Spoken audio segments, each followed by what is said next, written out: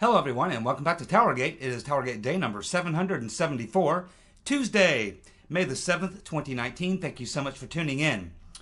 Okay, let's go ahead and get with it. A lot to talk about today. The very first thing up here, we have the final word on whether or not Congress can get President Trump's tax returns. Of course, I told you about 2 or 3 weeks ago, the first time that this came up, not really the first time it came up, but the last time we talked about it, that there's no way that they're going to allow the Congress to get the president's tax returns. And there's obviously legal reasons for this, and a lawyer can explain that to you. I'm not a lawyer. But I'll give you the political reasons for it. It's because if you allow Congress to go after a president and get his tax returns and anything else that you want within his orbit of his life, then it will become political chaos. And it's really a stupid thing to do for the Democrats anyway, because let's just say, for example, that they said, yeah, it's okay, you can go ahead and get Trump's tax returns, and you can have information on any of his businesses, you can have this, you can have that, you can have anything that you want on the president. Well, I mean, this could easily be turned around and used against Democrats. What happens the next time you have a Democrat president and you have a Republican Congress? They could do the exact same thing. They could harass the Democratic president for his entire 4 years, doing nothing but subpoenas for business records, tax records, personal records on everything. I mean, there's no end to it. And that's just the problem here. So there's legal reasons for it. There's political reasons for it. As I said a couple weeks ago, they're never going to allow Congress to get Trump's tax returns. If there's something wrong with Trump's taxes, it's up to the IRS. It's their job to deal with people's taxes, regardless of whether it's the president or anyone else. It's not really an oversight thing for Congress to do. Congress doesn't have oversight of people's taxes, unless there's some sort of underlying crime, which has already been mentioned. And in part of an investigation, they might be able to get specific documents about a specific thing that they're trying to get an answer to. But you just can't say, yeah, give me everything the guy's got on all of his taxes going back 15 years. We want to just see it all. We just want to rake through it and see what we can find. It's just not going to happen. It's delusion. And just like this thing to try to put Barr in contempt of Congress or anything else, this is all just political theater. It is going nowhere. It's just politics, because they have no issues to run on. They certainly can't challenge Trump on the economy, on foreign policy, or anything else.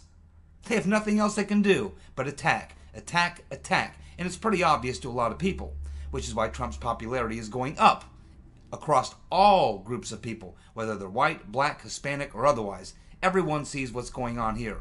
And I'm telling you, it's going to get much, much worse. And the tables are going to be turned here. They're in the process of turning as we speak. And you think it's bad now. The more the Democrats feel the pressure and the more fear that they experience because they know what's coming, the worse they're going to get. So it is going to get a lot worse, because it's going to get a lot worse. So that's basically the deal on Trump's tax returns. The final word from the Treasury Department: you ain't getting Trump's taxes. Period. See ya. Okay, now let's move on to the next item up in the clown show. Well, speaking of clowns, probably no bigger clown than Mayor de Blasio. That's right, New York Mayor de Blasio, who's set to announce that he is going to be running for president. Oh boy, another crazy clown to jump in the clown car. Now, you know, what's funny about this is that this is probably the only guy that can really run far to the left of Bernie. Bernie's going to be really pissed when he finds out de Blasio is jumping in the fight, because Bernie thought he had the far left laced up pretty much. And as you can see here, if this is true, if Bill de Blasio does jump into the race, he's even crazier than Bernie. Just among some of the things de Blasio is supporting or talks about doing, of course, he's the guy who came out and said that he wants to ban skyscrapers in New York City, and he wants to ban the use of glass and steel in building buildings. So if you're not going to build buildings using glass and steel, what the hell are you going to make buildings out of? Buildings with no windows? That's the exact opposite of what everybody wants. People who move into buildings or buy buildings or build buildings, they want lots of windows. Everyone wants lots of windows. I bet he has a lot of windows in his house and his office and where he works. But not for anybody else. Ban skyscrapers. He's got to be out of his mind. And he is. Oh, but he gets worse. He launched his own Green New Deal, which, to believe it or not, is crazier than the one that AOC launched. It's even more radical than hers. And it was a joke. Of course, he came up with this crazy idea in New York City public schools to have Meatless Monday. Meatless Monday. Because he wants to try to turn all of New York into vegetarians. And I guess he thinks you must start with the children. Start with the children. See if you can make the children all a bunch of vegetarians. And he says it will help the environment. Okay. That's okay. On Mondays, I have 2 hamburgers instead of 1. How's that? Now, he also wants to give 600,000 illegals in the city of New York, 600,000 illegals in the city of New York, free health care. Free health care. I don't get free health care. You don't get free health care. Do you know anybody who gets free health care? No. I mean, you may get health care from your employer, but you're paying something for it. Some part of it. Or it's based on part of your salary or what have you. And he wants to give 600,000 illegals free health care. How about this one? He wants a massive redistribution of wealth. Massive redistribution of wealth. I'm talking like 90%. He wants a 90% tax rate, starting at the top and working its way down. What de Blasio wants, and he said this in speeches, he wants everyone making the same amount of money. The guy working out the drive-thru window at McDonald's making the same as the architect. That's what he wants. Because the guy who's flipping burgers is just as valuable in our society as the guy who builds buildings with no windows and no concrete and no steel. There you go. This is why I say he'll be far to the left of Bernie. And, of course, Bernie's not doing so well. But that's just for now. You know, again, I think that, of course, you saw the last polls. You got Crazy Joe sitting around 30%, and Bernie has dropped down to 3rd place, down to like 11%. And, of course, that comes on the back of his claiming that anybody should be able to vote, whether they're serial killers or not. People in prison should be able to vote. And some of the other things he said is people are starting to think about, and they're going, yeah, he is actually crazy. But there's also like 25 people in the race, and they're all mostly hard left, trying to be as hard left as Bernie. So it's really what you're going to have is Crazy Joe, which we can see is about 30%, and his numbers are going to be going down, not up. And ultimately, when you get to the close to the primary, and you get past the debate, well, you get to the debate, you're going to lose half the people. Okay, then you're going to have about 10 or 12 left. Bernie will be one of those. Then you'll eventually get down pretty much to Biden, if he's still around, if the Ukraine thing doesn't knock him out, if Spygate doesn't knock him out, if his health doesn't knock him out, if something else doesn't knock him out, it's like the rotten Reverend Clinton. What you're essentially going to have is you're going to have Biden against 1 or 2 of the hard lefties. Probably, and Bernie will be in that group. And then you'll have probably Kamala Harris, because she's California. She'll get all those delegates from California. That'll automatically boost her. She can raise a lot of money in California. So just from money and delegates alone, she'll probably be in the top 5, even though she's dumber than a turnip. And you'll probably have maybe Buttigieg or one of these guys. You'll have a couple. But it's ultimately going to come down to Biden trying to be the centrist, and then all the other support that's currently on the far left will all be forced to go somewhere, and it's going to end up in Bernie's lap. He just has to stick around, and that's where it's going to end up. He'll go up, Biden will go down, and then there'll be a couple people sandwiched in the middle, but they'll be running for VP, not for the main title. They'll be running for vice president. So ultimately, and this is exactly why I think that the rotten Reverend Clinton will throw her hat in the ring. And the only reason she would not throw her hat in the ring is if she gets indicted because of the investigation going on into pay-for-play or email scandal, or she gets caught up and they tie her directly to the Spygate fiasco, which I think is very likely. So assuming that none of those things happen to the Right Reverend Clinton, she's going to be sitting back probably before the filing deadline in September, late August, September, looking at the field now whittled down to probably from 21 or 22 down to about 5 or 6. She'll realize that no one there can crack 35 or 40%. There'll be no one there really cracking 40%, I would think. It'll be the lefties dividing the 50%, 60% between themselves, and there'll be old crazy Joe trying to hold on to probably 25, maybe 30% himself. And there's simply not going to be anybody who can generate the number that you really need to be sitting at that point. And that's why the Right Reverend Clinton will be able to come out and say, hey, I can throw my hat in the ring. I'll immediately wipe out crazy Joe. He'll be gone. I'll pick up all his delegates. I'll go with Kamala as my VP or another one of the top female out there, and that essentially will put her over Bernie and anyone else he might be choosing to run with, and that's how she'll kind of get herself over the top. And she would be able to do that. She's got the money to do it. She could probably secure the delegates to do it. She's still got many of those delegates wrapped up if she wants to run. They'll be right there for her. If Hillary said, I'm running tomorrow, I assure you that probably 3/4 of the delegates would fall in line. Because they're Clinton people. They got where they are because of the Clintons. They're owned. So we'll continue to watch this, but yeah, I hope Bill de Blasio throws his hat in the ring because he's a real cracker, and the comedy we'll get from him is probably immeasurable. Bernie will not be happy. Now let's go on to the next thing. Let's see. Grassley and Johnson have sent another letter to Attorney General Barr concerning the leaks. And in this particular letter, they reference a text from Peter's Been Stroking Us to Lisa Page that says, quote, I think our sisters have begun leaking like mad, scorned and worried and political. They're kicking into overdrive. Who are they talking about? Well, in the FBI, when they say the word sisters, they're referring to the intelligence community, i.e. the CIA.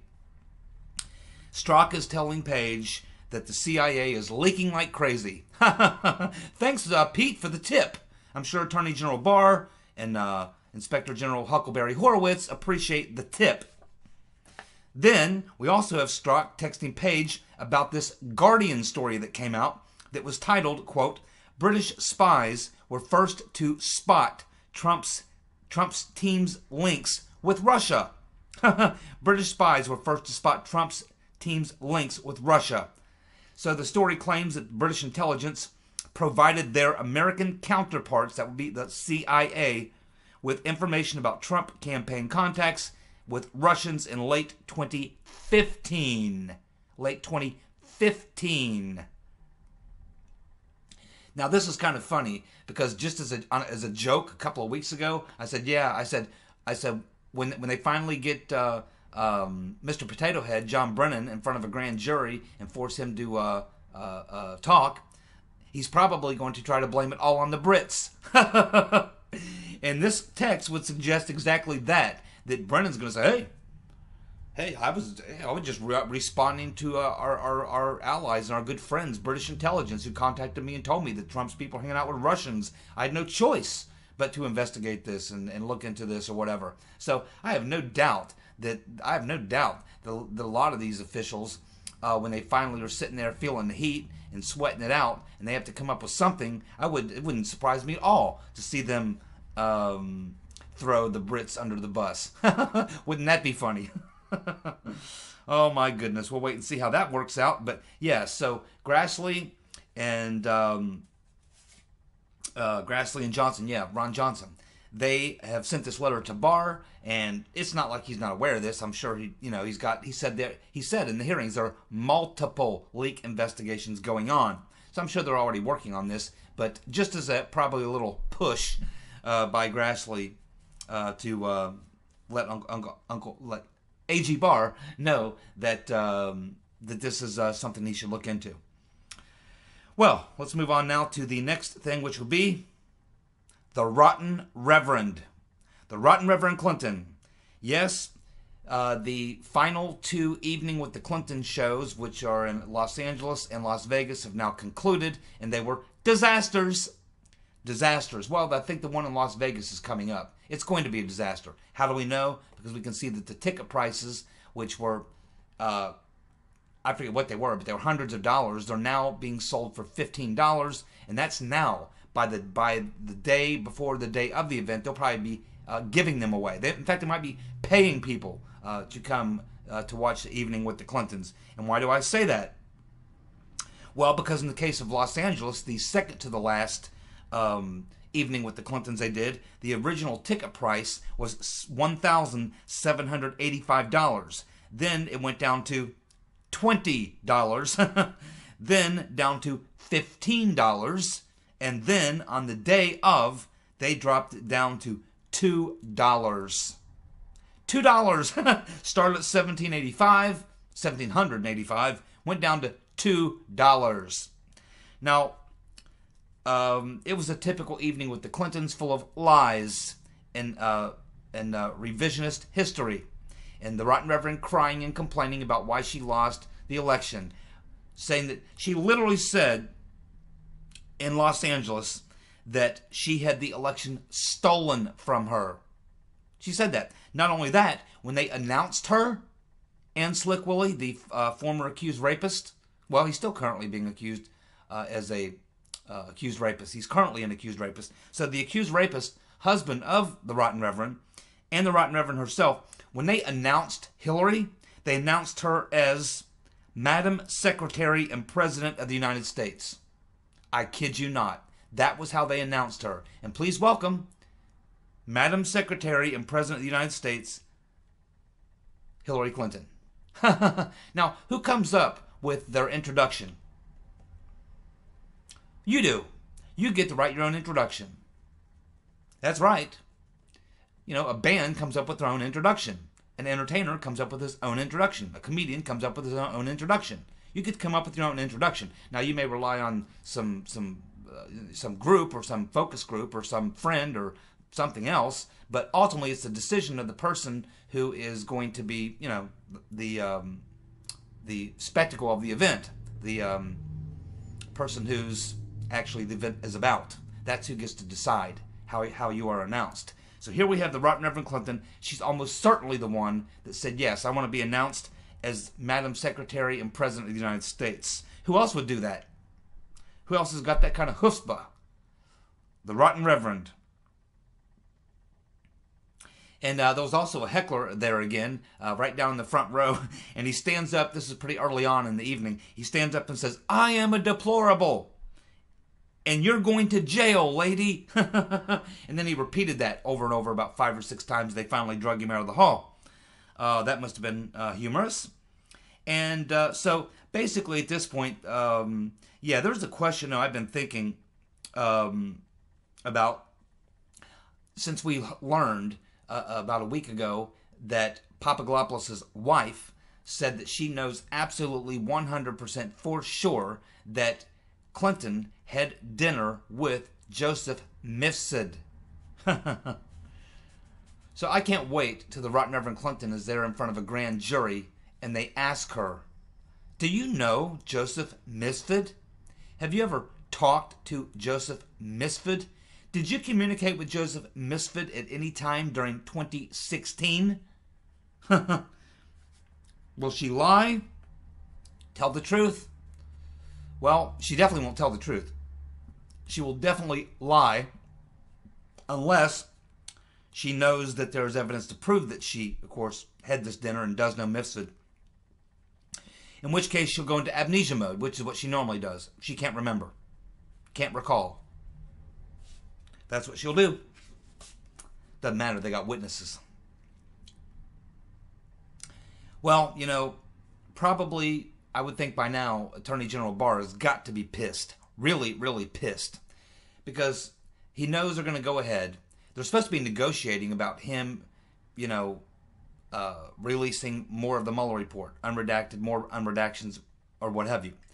But they go ahead and draw up the pre-paperwork for the that they need to charge Barr in the Congress with contempt of Congress. Now, they've already written it up. They've already got the entire thing written up, ready to go.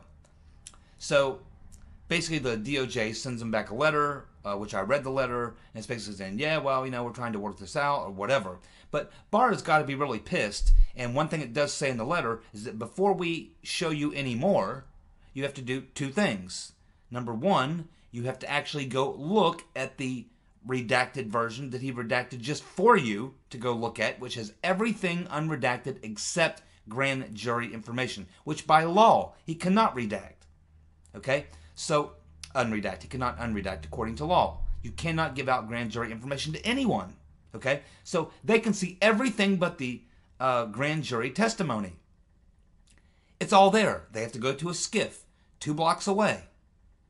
And not one single Democrat has gone to look at the Mueller report in that form with everything unredacted except for grand jury information. So basically what the letter says, you have to go take a look at that first.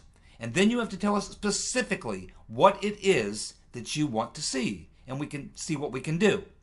And they've never made any effort to do either of those two things, nor will they. Because it's not about the Mueller report. It's not about any specific thing in it. They know nothing's going to change. They can call in Uncle Bob. He's going to sit down in front of them and say, I can't answer that question. I can't answer that question. I can't answer that question. I can't answer that question. He's not allowed to talk about anything, about anyone or anything that involves anyone who was not indicted. He can't. It's against the law. He's not going to change his opinion. He's not going to sit there and say, oh, well, I've changed, I put out the whole Mueller report, but now let me tell you what I really think. He can't do that. He has got to stick with what he put in the Mueller report, which is no evidence of collusion and no way we can make a decision on obstruction. And that's it. In fact, I would suggest, and I'm glad that Mueller has agreed to come and testify. And I'll tell you this, it's going to end up hurting him worse than it hurts Trump. I can assure you of that. You watch and see. The whole thing with Mueller coming in, he will come out looking worse than Trump. And the Democrats in Congress will end up looking like clowns again. Because they'll get nothing. But let me give you my idea on what Barr could do. Thinking about this the other day. If Barr really wanted to get to the bottom of Spygate in a hurry, what he should do is write an op-ed in the New York Times. And in that op-ed, he should say, I am going to offer anyone who can come forward and answer the following 10 to 12 questions, whatever he wants to put down there. 10 or 12 questions. I will give you full immunity if you can answer the 10 to 12 questions I have regarding the Spygate, and providing you can provide sufficient evidence to support your claim. So basically, in other words, offer full immunity to the person who can answer 10 or 12 key questions, which would be the questions that, or 10 or 12 key questions that would unravel the entire plot, and in fact would incriminate everybody who involved. And it wouldn't be too hard to come up with those 10 or 12 questions, because there's a few doozies out there that have already been asked by many people, and I'm sure Barr could come up with quite a few easily. So what you would do here is this has been done before by local prosecutors normally. What it does is it creates a pressure cooker, because as soon as all the perpetrators and all the conspirators know that there's now a full immunity deal on the table, could be for McCabe, could be for Strzok, Page, Yates, Lynch, Comey, Clapper, Brennan, any of these guys, because they can probably answer all the questions that are there, but only people at that level. It wouldn't be able to be people below that, because they're the questions that would really be going to the top of the event, you might say. So you put out an op-ed, you lay out these questions, and you say, anyone who can answer from these questions, I will give you 100% immunity. First come, first served. Whoever can answer these questions for me gets full immunity. And again, you don't want to be one of those people, once he puts out that letter, sitting there thinking about it, knowing that there's now full immunity for one of the conspirators. And you're just paranoid as hell, because you know you can answer all these questions and get immunity. And you're wondering who else is thinking, man, I can answer all these questions and get immunity. Because you know what? Based on the direction Barr is going, it looks to me like all of our gooses are going to be cooked. And I would rather not have my goose cooked. I think I'll just go ahead and go answer those questions, because if I don't, somebody else will. So you create the pressure cooker and you sweat them out. And this is done a lot of times by local prosecutors in a slightly different way. But this is how Barr could do it. Perfectly legal to do, by the way. And that's what he should do. The pressure cooker. The immunity pressure cooker. It's a jewel. It works damn near every time. Pelosi says Democrats must win big in 2020 to keep Trump from challenging the election.